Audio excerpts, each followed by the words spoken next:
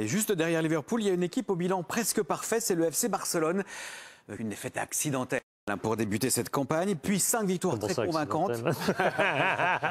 C'est Monaco. C'est Monaco quand même. Oui, pardon, oui. Est-ce que vous arrivez à vous faire une idée très précise de cette équipe qui peut avoir des ratés en Liga, mais qui reste impériale pour l'essentiel en Ligue des Champions?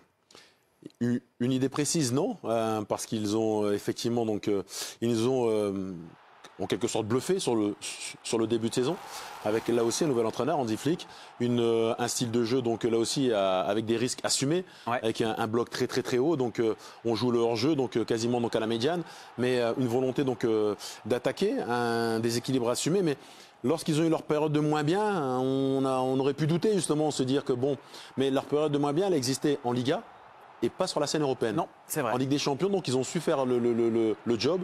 Ils ont su à chaque fois donc collectivement retrouver donc les ressorts nécessaires.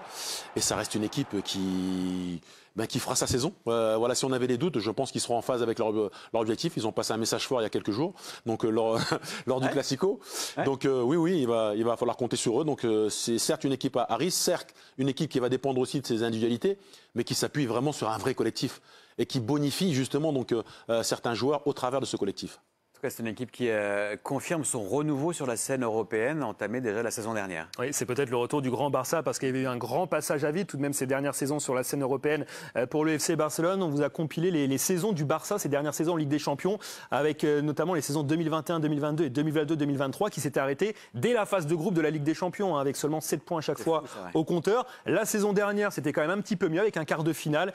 Ils étaient sortis de la phase de groupe donc avec 12 points. Et puis cette saison, donc deuxième après 6 matchs disputés, et c'est surtout l'attaque du Barça. C'est un Barça qui est de nouveau attrayant offensivement, 21 buts marqués. C'est le meilleur bilan offensif après 6 matchs joués. C'est même le meilleur bilan de l'histoire du Barça après 6 matchs en Ligue des Champions. C'est mieux que lors de la saison 2014-2015, la dernière saison où ils ont soulevé le trophée. Pourtant, souvenez-vous, cette saison-là, il y avait une attaque qui était exceptionnelle, la fameuse MSN, Messi, Suarez, Neymar. Là, c'est une attaque qu'on n'attendait pas à ce niveau-là, avec Rafinha, Lamine Yamal et Lewandowski, qui sont peut-être le meilleur trio actuellement en Europe. Le Barça qui a eu quelques ratés donc fin 2024, mais qui a démarré 2025 en boulet de canon. Là encore, vous l'avez évoqué. J'imagine que vous l'avez vu ce match également, la finale de la Supercoupe face au Real Madrid. Est-ce que c'est un coup de tonnerre qui a fait trembler à nouveau l'Europe? Est-ce qu'on s'attend à les voir dominer à nouveau ces Catalans? Mais c'est un coup de tonnerre parce que moi je pensais que cette équipe du Real Madrid avait réduit la distance avec le Barça.